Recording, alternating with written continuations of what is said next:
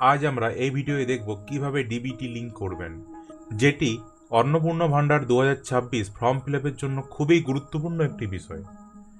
এখনকার সময় সরকার বেশিরভাগ তার নিজস্ব স্কিমের ক্ষেত্রে ডিবিটি ডাইরেক্ট বেনিফিশিয়ারি ট্রান্সফার এই পদ্ধতিটি অবলম্বন করে উপভোক্তাদের ব্যাংক অ্যাকাউন্টে টাকা পাঠানোর ব্যবস্থা করছেন। তাই আপনার অ্যাকাউন্টটি ডিবিটি লিঙ্ক আছে কি নেই সেটা জানা অত্যন্ত জরুরি। চলুন দেখে নিই এই ভিডিওর মাধ্যমে কিভাবে আমরা ডিবিটি লিঙ্ক করব। এই ভিডিওর ডেসক্রিপশনে আপনি পেয়ে যাবেন অন্নপূর্ণা ভান্ডার ফর্ম ফিল আপের লিঙ্ক ও ডিবিটির লিঙ্ক উভয়ই। নমস্কার, আশা করছি ভালো আছেন সবাই। আমরা সবার প্রথমে চলে আসি google.com-এ। তারপর আমরা সার্চ করি ডিবিটি।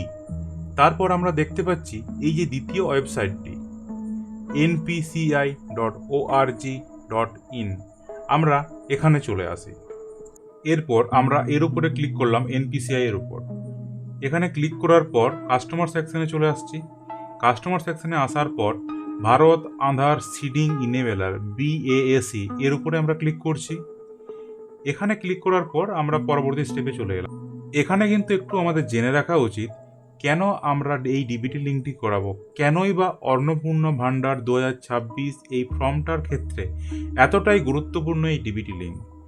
যেহেতু সরকার স্পষ্টভাবে নির্দেশিকা জারি করেছে এখন শুধুমাত্র ডাইরেক্ট বেনিফিশিয়ারি ট্রান্সফারের মাধ্যমেই উপভোক্তার কাছে টাকা পৌঁছে দেবে, তাই এই যে ফর্মটা আপনারা দেখছেন এখানে কোথাও ব্যাংকের অ্যাকাউন্ট নাম্বার, আইএফএসসি কোড, ব্যাংকের নাম কিচ্ছু দেওয়ার কোনো জায়গা নেই। সুতরাং আপনাদের একমাত্র উপায় এই ডিবিটি লিঙ্ক। যদি আপনার ডিবিটি লিঙ্ক করা না থাকে তাহলে কিন্তু অবশ্যই ডিবিটি লিঙ্কটি করুন। যদি আপনি এক ব্যাংক থেকে আরেক ব্যাংকে আপনার ডিবিটি লিঙ্কটা ট্রান্সফার করতে চান তবুও আপনি এই ভিডিওর মাধ্যমে সমস্ত তথ্য পেয়ে যাবেন। চলুন দেখে নেওয়া যাক। আমরা সবার প্রথম চলে এসেছি এই ওয়েবসাইটটির মধ্যে। কিভাবে আসতে হবে একটু আগেই আমরা দেখলাম এনপিসিআই এই ওয়েবসাইটটিতে। সবার প্রথমে এখন হোমে রয়েছি। হোম থেকে আমরা আস্তে আস্তে পৌঁছে যাচ্ছি আধার ম্যাপ স্ট্যাটাস এর উপর দিয়ে। এই আধার ম্যাপ স্ট্যাটাস এর উপরে আমরা ক্লিক করলাম। এর উপরে ক্লিক করার পর এখানে আমরা দেখতে পাচ্ছি আধার নাম্বার দেওয়ার জায়গা রয়েছে।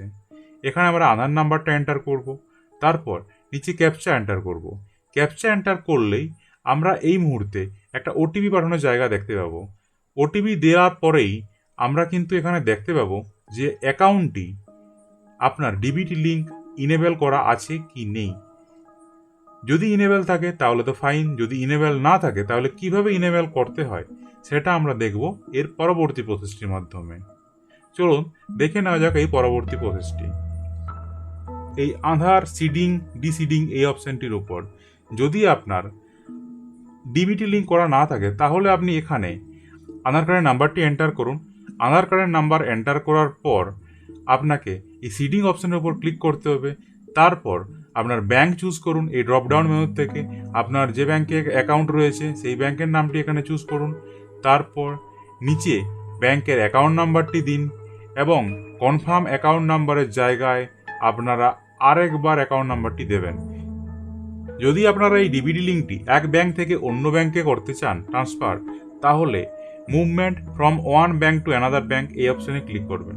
যদি আপনারা একই ব্যাংকের একটি অ্যাকাউন্ট থেকে আরেকটা অ্যাকাউন্টে করতে চান তাহলে আপনারা এই অপশনটাতে ক্লিক করবেন same bank with another account.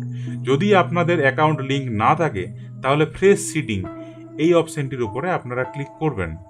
তারপর অ্যাকাউন্ট নাম্বারটা আপনারা এন্টার করবেন, কনফার্ম অ্যাকাউন্ট নাম্বার করবেন। নিচে আপনি এই যে টিক বক্সটি রয়েছে টিক বক্সে কিন্তু অবশ্যই টিক করবেন। তারপর এখানে ক্যাপচা ফিল আপ করার জন্য একটি জায়গা রয়েছে, ক্যাপচাটি ফিল আপ করবেন দেখে দেখে ঠিকভাবে, সাবমিট করে দেবেন, আপনার কাজটি কমপ্লিট হয়ে যাবে। যদি আপনাদের ভিডিওটি ভালো লাগে তাহলে চ্যানেলটি সাবস্ক্রাইব করুন। যদি মনে কোনো সন্দেহ থাকে যে চেক করে দেখতে চাই আধার লিঙ্ক হয়েছে কি হয়নি, তার জন্য আবার আমরা চলে আসব আধার ম্যাপ স্ট্যাটাস এই অপশনটির উপর। আধার কার্ডের নাম্বারটি তারপর এন্টার করব। আধার কার্ডের নাম্বার এন্টার করার পর আমরা চেক করে দেখে নিতে পারবো আমাদের ডিবিটি লিঙ্কটি ঠিকমতো হয়েছে কিনা। ধন্যবাদ, ভালো থাকবেন।